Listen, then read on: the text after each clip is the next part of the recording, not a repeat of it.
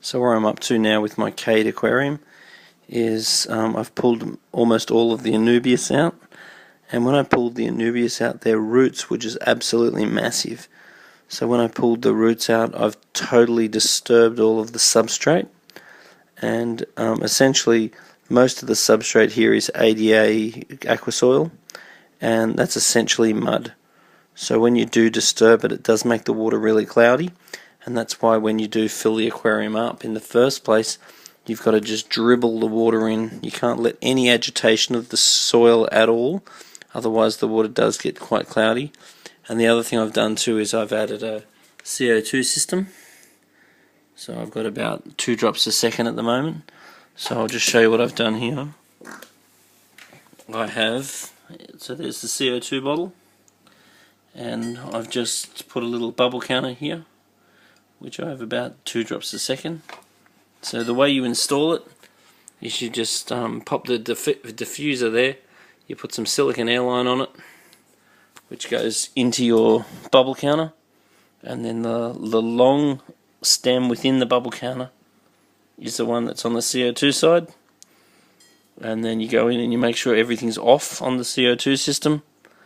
Then you turn the bottle on, which is this one, and you'll see gauges go up to say there's pressure in it. Then you just slowly fine tune this one until you've got the amount of bubbles you want.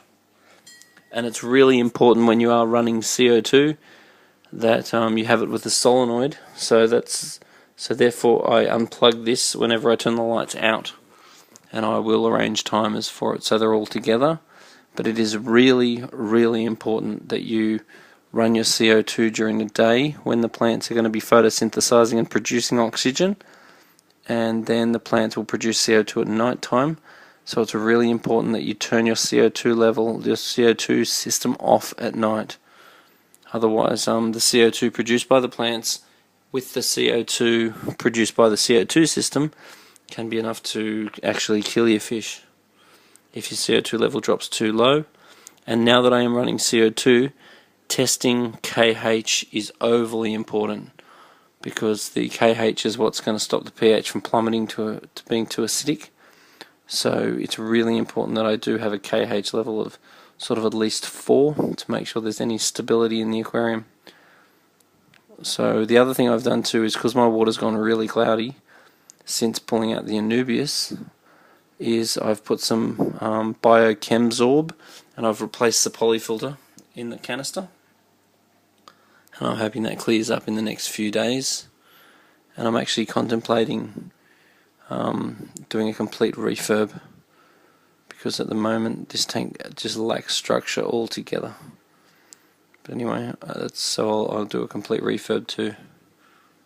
So at the moment there's just a very light stream of CO2 coming up. It's not really enough to see on the camera, but you've got to, when you first turn the CO2 bottle on, you've got to put a fair bit of pressure in it, and it's enough to flush the CO2 down into the diffuser, and then you turn the level down and trust the bubble counter. Don't trust how much is coming out of this, because this will stabilize and that will reduce.